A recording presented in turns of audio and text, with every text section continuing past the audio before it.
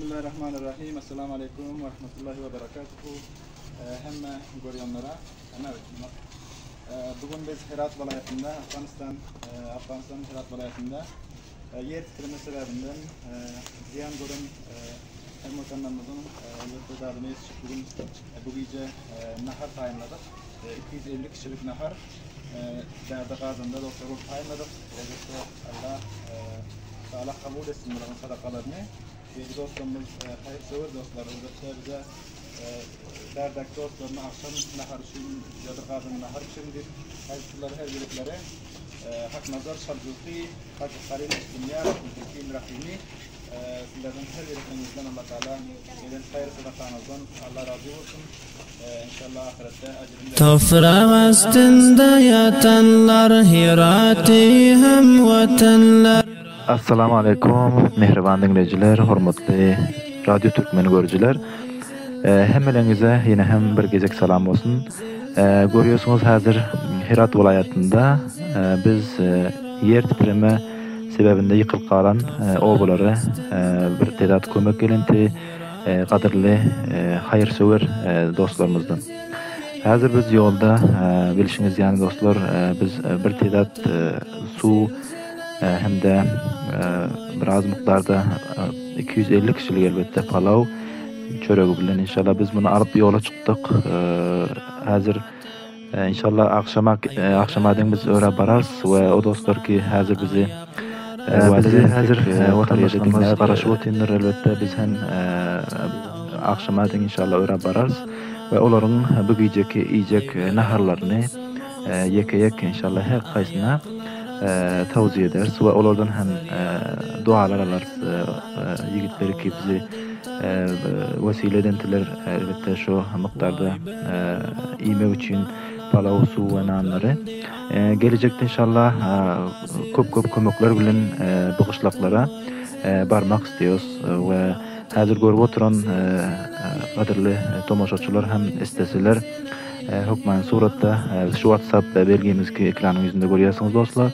Şu WhatsApp bilen haberleşip ve kömeklerinizi hem bize yetiştirseniz hukman biz hem inşallah mustahak kişilere burada yaşıyorlar. Bismillahirrahmanirrahim. Assalamu alaikum ve rahmetullahi ve berekatuhu. Bugün biz elbette Ulsoli Zindecan zilzile olan qaryaların birine gelip yetiştik. Bu qaryada takriben 60 famil var. Fayzabad adındaki qarya. Burada hemme kişiler caylarını elden verenler, köp ziyanlar görenler. Akşam qaraşıp otururken biz vaat ettik bunlara palav getirecek bu gece elbette sular bilen bu gece naharlarını elbette bizim getirmemiz bilen inşallah bunlar yiyecekler. Sağ bolsun aytýas ol dostlarımız ki o yigitleri ki Türkiye ve Arabistan'dan bugünkü kömekleri vesile boldular. Allah Taala olaryň sadakasyny öz dergahynda kabul etsin ve şular ýana kömekler hemişe dewam etsin. Onda dostlar biz hem bugünkü kömeklerimizi bir taraftan nöbet taksim ediyoruz ve bunları köp garaşdyrmaýas.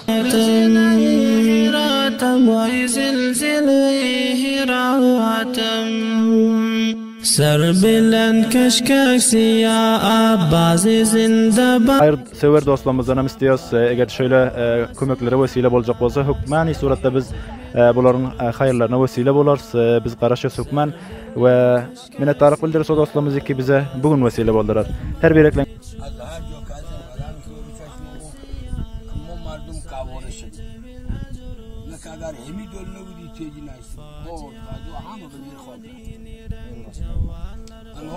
خود مستعر خوش براشی راتم وای زلزله راتم زلزله راتم وای زلزله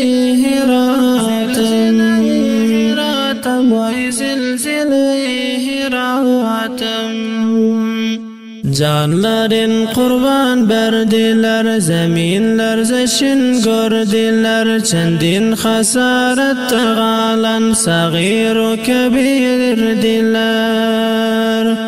Canların kurban berdiler, zeminler zeşin gördüler, çendin hasaret galan sagiru kebirdiler.